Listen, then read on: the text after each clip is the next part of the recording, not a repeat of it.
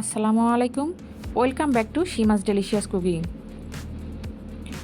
স্বাস্থ্য সচেতন আর ফ্রুটস প্রেমীদের জন্য আজ আমি নিয়ে এলাম খুবই মজাদার আর হেলদি একটা রেসিপি। আজ আমি আপনাদের তৈরি করে দেখাবো ক্রিমি ফ্রুট সালাদ উইদাউট সুগার।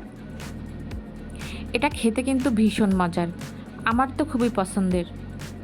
যারা এই মুহূর্তে নিজেদের ফিট রাখতে বা ডায়েট করছেন, তারা সকালের নাস্তা বা রাতের ডিনার হিসাবে এই সালাদটা খেতে পারেন। আসছে রমজানে আপনি এটা আপনার ইফতার হিসাবেও তৈরি করে খেতে পারেন, ভালো লাগবে। তো চলুন দেখে নিই আজকের রেসিপিটা।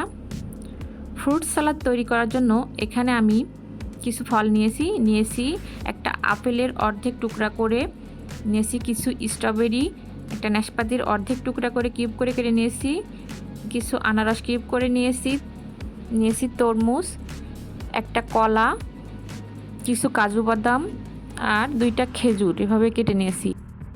আর এর সাথে নিয়েছি হাফ চামচ গোলমরিচের গুঁড়া, 1 চামচ বিট লবণ, 1/3 কাপ টক দই বা plain yoghurt, half cup heavy whip cream,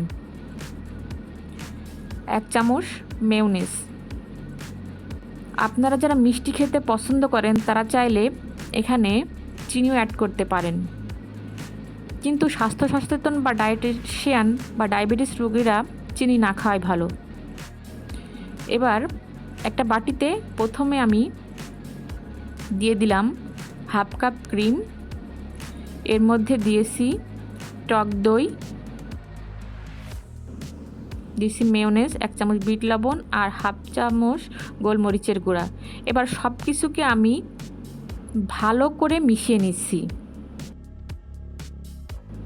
এবার একে একে সব ফ্রুটসগুলোকে আমি এই ক্রিমের মিশ্রণের মধ্যে দিয়ে দিচ্ছি, দিয়ে খুবই ভালো করে মিশিয়ে নিচ্ছি। খুবই ভালো করে মিশিয়ে নিতে হবে যাতে করে ফলগুলোর সাথে খুবই ভালোভাবে ক্রিমটা মেখে যায়। এই ফ্রুট সালাদটা প্রথম আমি খেয়েছিলাম গাজীপুরের একটা রিসোর্টে ঘুরতে গিয়ে। রিসোর্টটির নাম হচ্ছে সারা রিসোর্ট। আমার খেতে খুবই ভালো লেগেছিল। এরপর থেকে আমি প্রায়ই এটা বাসায় নিজে তৈরি করে খাই। আমার আর আমার হাজব্যান্ডের খেতে এটা ভীষণ ভালো লাগে, তাই ভাবলাম আপনাদের সাথে একটু শেয়ার করি।